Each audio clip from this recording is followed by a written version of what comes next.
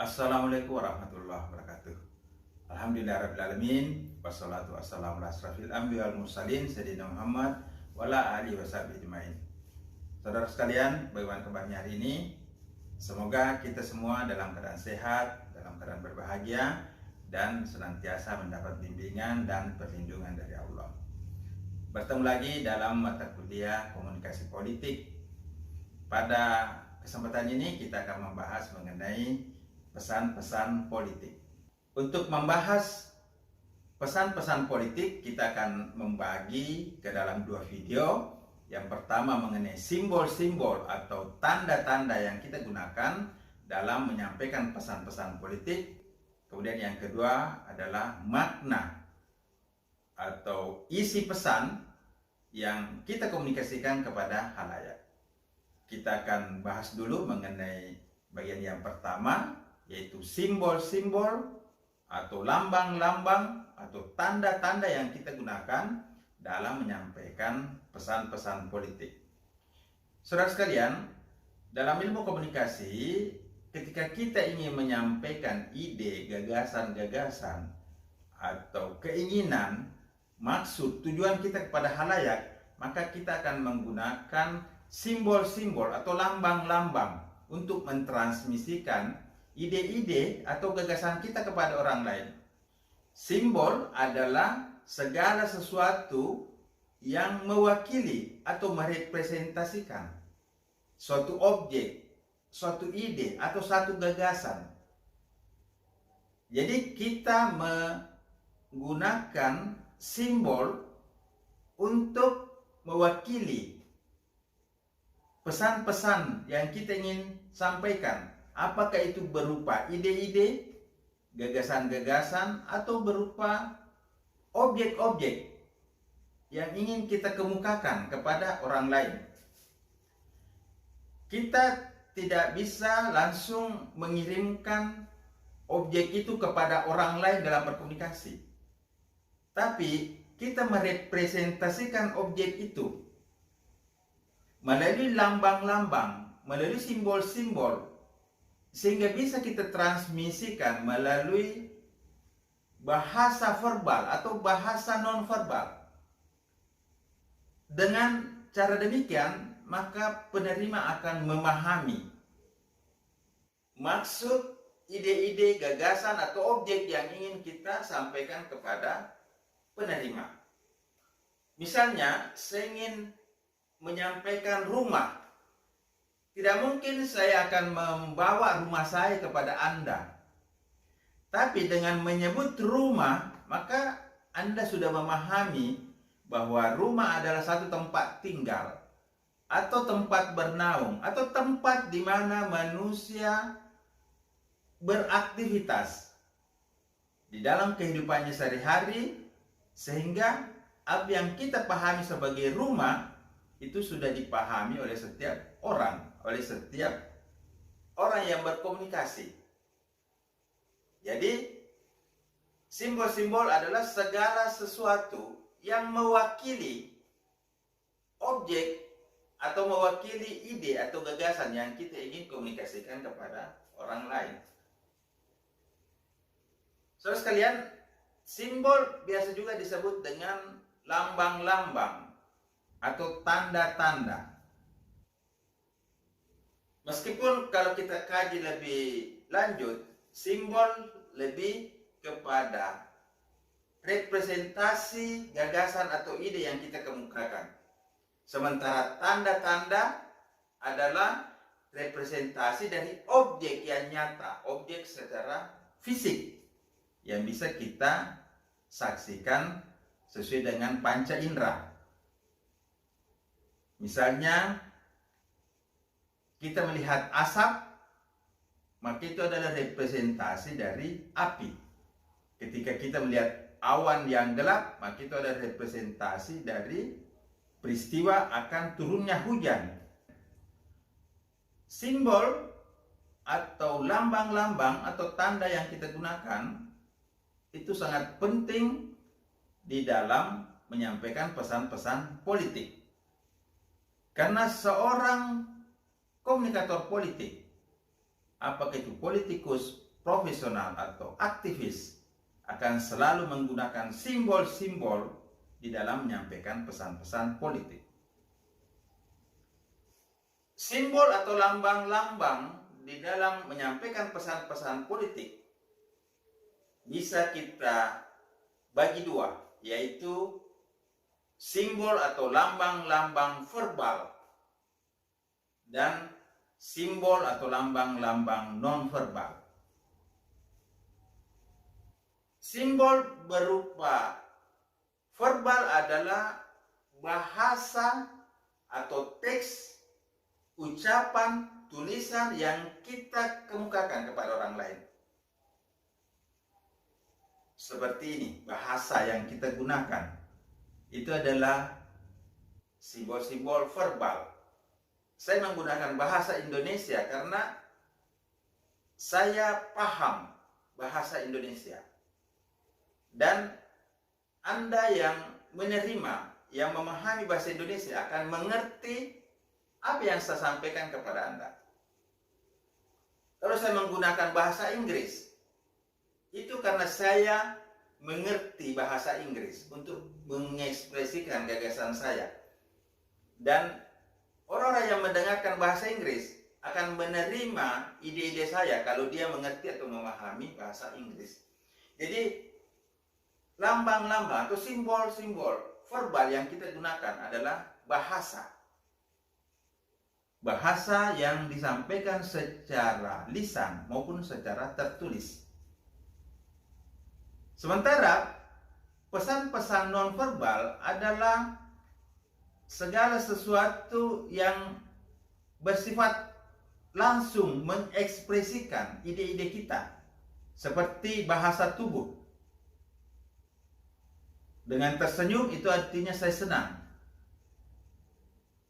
Orang yang melotot itu artinya mungkin marah atau kaget.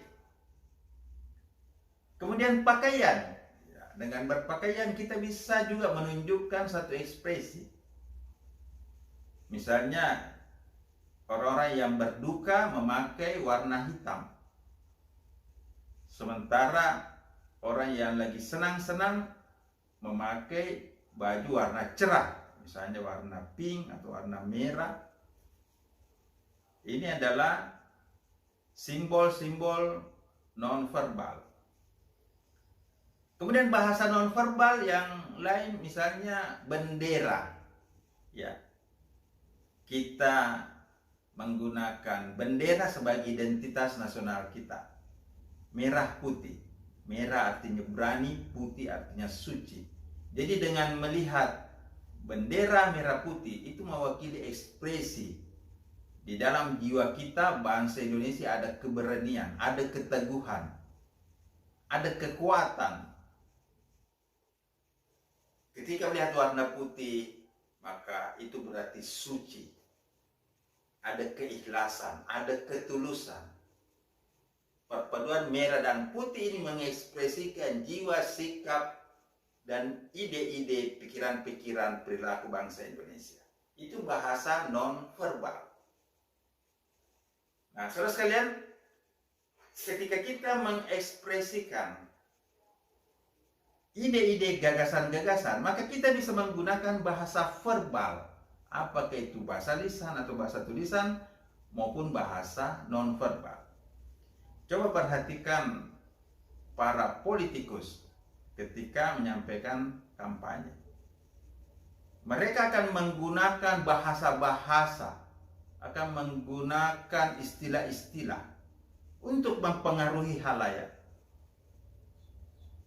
Misalnya, bersama kita bisa. Kita akan menang.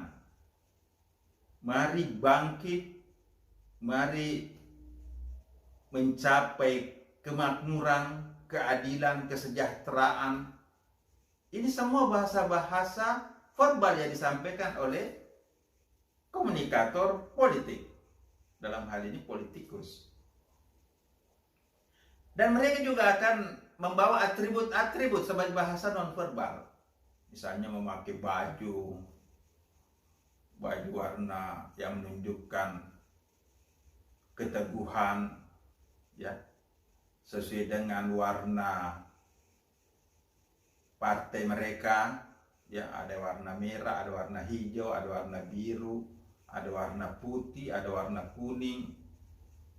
Ya, ini warna-warna ini adalah bahasa nonverbal yang dipakai oleh para politikus di dalam menyampaikan pesan-pesan politiknya. Juga dengan membawa bendera partainya, membawa banner yang berisi foto dari politikus itu, ya, memasang baliho dengan gambar dan kata-kata yang menyangkut visi misi. Ini semua adalah pesan-pesan politik dalam bahasa verbal dan non-verbal. Jadi saudara sekalian, pesan-pesan politik bisa disampaikan melalui simbol-simbol atau lambang-lambang verbal dan non-verbal. Ketika kita menyampaikan pesan-pesan menggunakan simbol-simbol, baik verbal atau non-verbal, maka kita akan memahami bahwa pesan-pesan yang disampaikan oleh para komunikator politik berisi pesan-pesan konotasi dan denotasi. Konotasi adalah makna majasi, makna yang mewakili satu perumpamaan, makna tersirat. Sementara makna denotasi adalah makna yang sebenarnya. Misalnya, seorang calon yang mengikuti pilkada, kemudian mengambil undian untuk menentukan nomor urut, dan dia mendapatkan nomor urut 1. Ketika dia berkampanye, dia akan mengatakan, mari kita bersatu. Karena 1 itu ada nomor urutnya, dan 1 itu merupakan makna konotasi agar kita semua ini berada dalam satu pilihan. Jadi 1 bisa menunjukkan makna. Nomor 1 juga bisa berarti kita berada dalam satu pilihan, yaitu memilih calon itu. Jadi pesan-pesan politik juga berisi makna majasi, ibarat, makna tersirat, dan juga ada makna denotasi, makna yang sebenarnya, makna yang tersurat atau makna yang nyata, sesuai dengan arti dari bahasa yang disampaikan. Begitu pula bahasa nonverbal, itu juga punya makna konotasi dan denotasi. Misalnya, seseorang dari partai tertentu menggunakan baju warna merah, kuning, biru, putih sesuai dengan lambang atau warna partainya. Maka ketika kita menyebut warna merah, merah sesuai dengan baju yang dia pakai, tapi merah secara konotatif berarti berani. Sementara partai yang menggunakan baju berwarna putih, ya, ketika menyebut hati kita harus bersih, harus putih. Nah, maka ini adalah satu makna konotasi. Hati kita harus bersih. Bersih itu putih. Putih bajunya sebagai makna denotasi. Sementara hati yang bersih itu adalah makna konotasi dari warna putih yang dikenakan oleh politikus itu. Nah, saudara sekalian, inilah pesan-pesan yang kita sampaikan kepada halayak menggunakan simbol-simbol. Di dalam menyampaikan pesan-pesan ini kita dapat menggunakan beragam simbol berkaitan dengan media yang kita gunakan. Dalam menyampaikan pesan-pesan politik, kita dapat menyampaikan secara langsung melalui face to face atau tatap muka. Dan juga bisa kita sampaikan melalui media yang kita pilih. Ada media yang berbasis teks, ada media berbasis audio, ada media berbasis visual, dan ada media berbasis audio visual. Ada media berbasis grafis atau animasi. Jadi kita bisa menggunakan berbagai format pesan sesuai dengan kebutuhan. Misalnya pada saat kita menyampaikan pesan secara face to face, maka saya bisa menggunakan bahasa lisan. Kemudian di belakang saya ada backgroundnya dengan gambar saya dan tulisan-tulisan yang mencolok. Kemudian saya juga membawa banner. Kemudian ada bendera-bendera yang ditancapkan. Ini adalah penggunaan beberapa format pesan untuk disampaikan kepada khalayak. Begitu pula ketika kita menggunakan media, kita dapat memilih pesan-pesan itu melalui format yang kita gunakan. Misalnya, saya ingin menyampaikan pesan-pesan politik menggunakan bahasa teks, maka saya bisa memilih surat kabar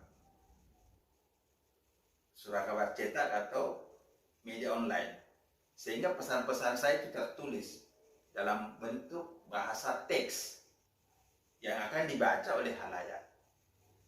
Saya juga bisa menyampaikan pesan-pesan politik itu dalam bentuk gambar, misalnya foto. Maka saya bisa menyampaikan foto itu di surat kabar, di halaman depan. Jadi ini bahasa gambar. Atau saya membuat baliho, membuat papan-papan iklan, bahasa gambar. Kemudian saya juga bisa menyampaikan pesan-pesan politik itu melalui bahasa audiovisual, melalui video. Misalnya seorang calon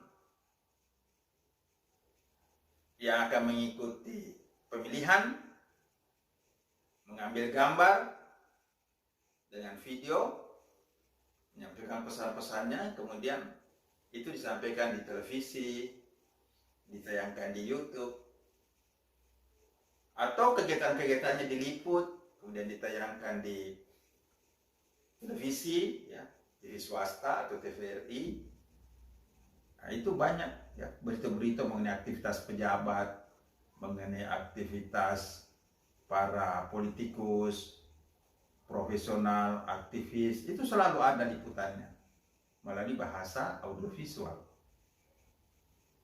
Jadi ini juga merupakan satu cara untuk mempengaruhi khalayak. Karena pesan-pesan audiovisual itu sangat kuat mempengaruhi jiwa. Karena ada aspek visual dan ada aspek auditori atau suara. Ya. Nah, jadi ini audiovisual ini lengkap. Atau seorang komunikator politik hanya menggunakan media berbasis audio, misalnya radio. Ya, radio ini juga penting digunakan oleh para komunikator politik. Dengan membuat rekaman-rekaman singkat, ya, 3-5 menit, kemudian itu ditayangkan, disiarkan oleh radio, dan itu bisa didengarkan oleh para khalayak yang menggunakan mobil.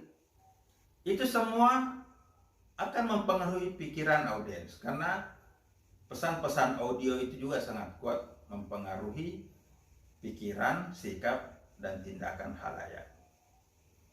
Jadi saudara sekalian, format pesan yang bisa kita gunakan antara lain teks, kemudian gambar, kemudian video, kemudian juga suara atau audio. Masih ada bentuk yang lain seperti grafis, ya. Biasa kita lihat di papan-papan iklan elektronik itu ada disampaikan grafis-grafis atau animasi, ya. Pesan-pesan politik menggunakan animasi.